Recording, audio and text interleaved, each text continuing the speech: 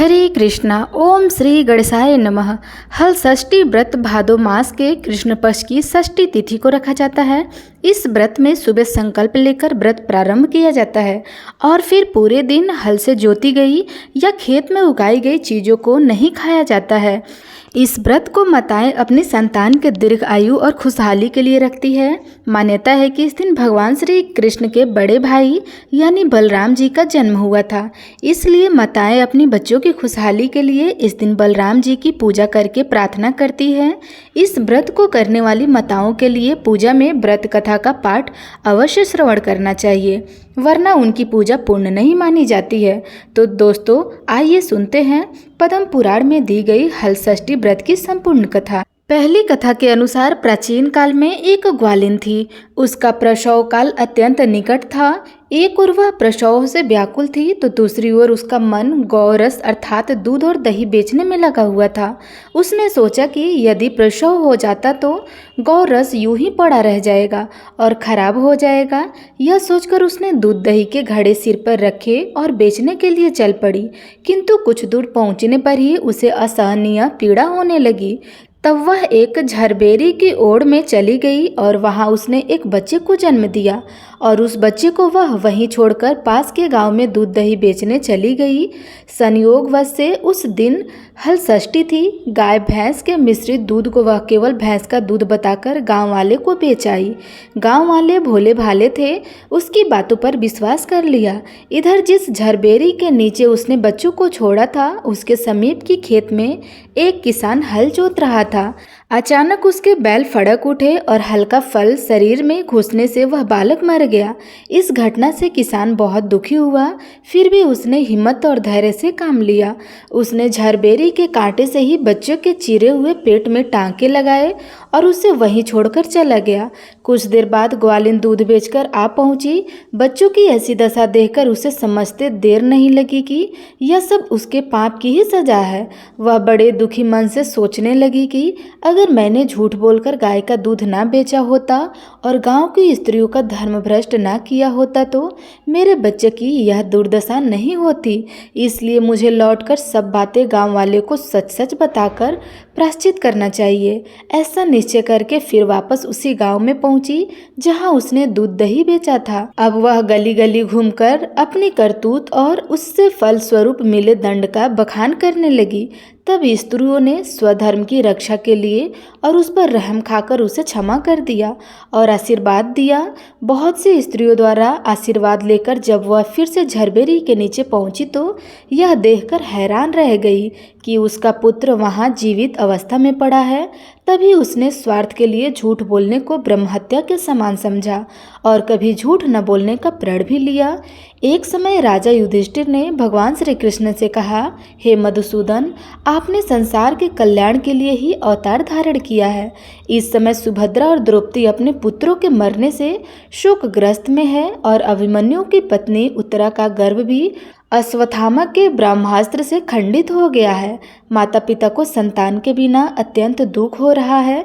इसलिए हे प्रभु, आप कोई ऐसा व्रतदान अथवा उपाय बताइए जिससे कि माता पिता संतान सुख से दुखी न हो और उत्तम दीर्घायु और स्वास्थ्य संतान की प्राप्ति करे। यह सुनकर भगवान कहने लगे, हे राजन, मैं अब तुमको एक व्रत बतलाता हूँ जिसको नियम पूर्वक करने से खंडित गर्भ भी जीवन पा जाता है और संतान दुखी नहीं होता है। राजा युधिष्ठिर के पूछने पर भगवान श्री कृष्ण ने कहा, प्राचीन काल में सुभद्रा नाम का एक प्रसिद्ध राजा था। उसकी पत्नी का नाम सुवर्णा था और उनके एक हस्ती नाम का प्रतापी पुत्र भी था, जिसने अपने नाम से हस्तिनापुरी बसाई। राजपुत्र एक दिन धात्री के साथ गंगा जी में स्नान करने गया और गंगा जल में जल क्रीड़ा करने लगा। इतने में ही एक ग्रह उसे जल में खींच ले गया। धात्री ने यह घटना जाकर रानी को बताई। यह सुनकर रानी सुवर्णा बहुत दुखी हुई और क्रोध में उसने धात्री के पुत्र को ही धकती हुई अग्नि में डाल दिया। इसके बाद राजा और रानी अपने अपने प्राण त्यागने को तैयार हो गए। उस धात्री की माँ भी अपने पुत्र शोक में किसी निर्जन वन में चली गई। वह धात्री एक सुनसान मंदिर में भगवान शिव, देवी पार्वती और गणेश जी की पूजा करने लगी। प्रतिदिन पूजन और ध्यान करके वह तिल के पत्ते का महुआ आदि खाया करती। भगवान बोले, हे राजन, इस प्रकार व्रत करते हुए उसके प्रताप से भादो मास के कृष्ण पक्ष की षष्ठी के दिन नगर में एक अद्भुत दर्शन हुआ कि एकाएक धात्री का पुत्र अग्नि में से जीवित निकल गया। राजा रानी ने भी उस धात्री के पुत्र को अग्नि से निकलते हुए देखा, जिससे उनको बड़ा आश्चर्य हुआ। उन्होंने पंडितों से उसके जीवित रहने का कारण पूछा और इसका रहस्य बताने के लिए भगवान शिव की आज्ञा से दुर्वासा ऋषि वहां पहुंचे। राजा ने दुर्वासा ऋषि को आया जानकर उनकी अगवानी करके अर्घ आदि से उनका पूजन किया और बारंबार नमस्कार करके धात्री के पुत्र के जीवित निकलने का कारण पूछा। तब दुर्वासा ऋषि ने कहा, हे राजन, उस धात्री ने वन में जाकर नियम पूर्वक अति भक्ति भाव से भगवान श्री गणेश, भगवान शिव, स्वामी कार्तिकेय और देवी पार्वती जी का पूजन, ध्यान, स्मरण आदि किया, श्रद्धा सहित और नियम पूर्वक व्रत किया। यह उस व्रत का ही प्रभाव है जिसके कारण धात्री का पुत्र जीवित मिल गया। इसलिए आप भी वहां जाकर यह धर्म कर्म करें। राजा और रानी ने दुर्वासा ऋषि को विदा कर दिया। इसके बाद वे दोनों धात्री के पुत्र को साथ लेकर गए और धात्री उस समय वन में भगवान शिव का कुश और पलाश के नीचे अत्यंत श्रद्धा के साथ पूजा अर्चन करने लगे। तब राजा ने धात्री को उसके पुत्र से मिला दिया। धात्री ने राजा को इस उत्तम व्रत के महात्म्य का सविस्तार वर्णन किया। उसने कहा, हे राजन, जिस दिन से आपके भय से त्राह में यहाँ आई, मैंने केवल वायु को ही भोजन करते हुए यहाँ भगवान गणेश, भगवान कार्तिकेय, भगवान शिव और देवी पार्वती जी का पूजन किया। एक दिन आधी रात के समय स्वप्न में भगवान शिव ने मुझे दर्शन दिया और कहा, तेरा पुत्र जीवित हो गया है, क्योंकि तूने हमारा व्रत एक पूजन बहुत ही श्रद्धा और भक्ति से किया। यदि तुम्हारी रानी भी इसी व्रत को विधि पूर्वक कर ले तो उसका पुत्र भी जीवित मिल जाएगा और भी उसे बहुत सारे पुत्र प्राप्त होंगे। तब भगवान श्री कृष्ण ने राजा युधिष्ठिर से कहा, हे राजन, भादो के महीने में कृष्ण पक्ष की षष्ठी तिथि को यह उत्तम व्रत करना चाहिए। उस दिन प्रातःकाल स्नान करके क्रोध, लोभ, मोह आदि त्याग कर व्रत को नियम पूर्वक धारण करना चाहिए। जब तक व्रती रहे किसी भी जीव की हिंसा ना करे।